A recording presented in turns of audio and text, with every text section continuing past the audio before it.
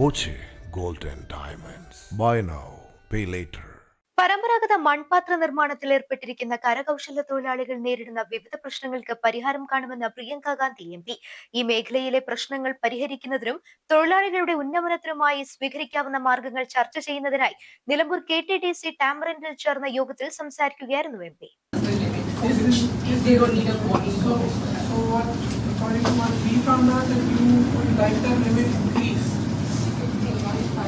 Five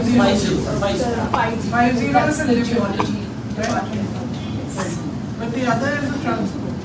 So if we resolve one of the two problems, while mapping nearby places in Nilambur, there is Kandalai, Mambuli, Elekera and Canoli Plot Forest.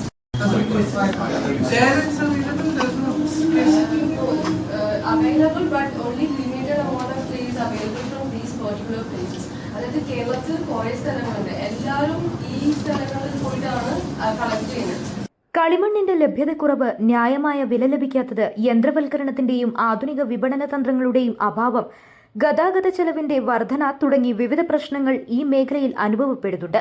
നിലമ്പൂരിലും പരിസര പ്രദേശങ്ങളിലും പാത്രനിർമ്മാണത്തിന് ഉപയോഗിക്കാവുന്ന കളിമണ്ണുണ്ടെങ്കിലും എടുക്കാനാവുന്നില്ല. ലൈസൻസുള്ള ഒരു കരകൗശല തൊഴിലാളിക്ക് 50 metric ton മണ്ണ് അനുവദിക്കാവുന്നതാണ്. എന്നാൽ licence ഉള്ളവർ നന്നേ കുറവാണ്. ഈ സാഹചര്യത്തിൽ വൈദഗ്ധ്യമുള്ളവർക്ക് ലൈസൻസ് നൽകുന്നതിന് ITDPയും തദ്ദേശ സ്ഥാപനങ്ങളും മുൻകൈയെടുക്കണമെന്നും MP പറഞ്ഞു. സ്വകാര്യ ഭൂമിയിൽ നിന്ന് മണ്ണെടുക്കുന്നതിന് വനം വകുപ്പ് തടസ്സം നിൽക്കുന്നത് ഒഴിവാക്കണം. ഈ മേഖലയിൽ പ്രവർത്തിക്കുന്നവർക്ക് ID കാർഡ് നൽകും.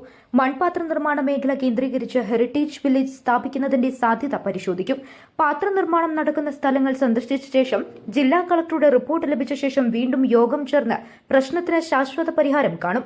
റവന്യൂ വകുപ്പ് മന്ത്രി AP അനിൽകുമാർ, ആര്യടൻ ഷൌക്കത്ത് MLA, ജില്ലാ collector doctor Vinay Goyal, ADMP O Sadiq, assistant collector Indu Sakshi, architect M Ashmitha Jero, സാമൂഹ്യശാസ്ത്രജ്ഞ doctor A Rajani, designer KK Sivadasan, സമൂഹ നേതാവ് M ഗോപാലൻ, ജില്ലാതല ഉദ്യോഗസ്ഥർ തുടങ്ങിയവർ പങ്കെടുത്തു. News bureau, Nilambur. സ്വന്തം ഹൈസ്പീഡ് ഇന്റർനെറ്റ്, നമ്മുടെ സ്വന്തം ഇന്റർനെറ്റ്.